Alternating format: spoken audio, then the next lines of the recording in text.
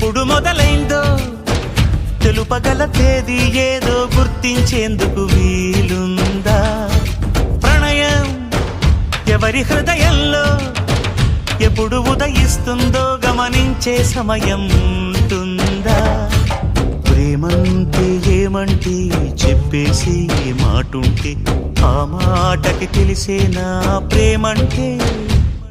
అది చరితలు సైతం చదవని వైనం, కవితలు సైతం పలకని భావం, సరిగమలెరుగని మధురిమ ప్రేమంటే.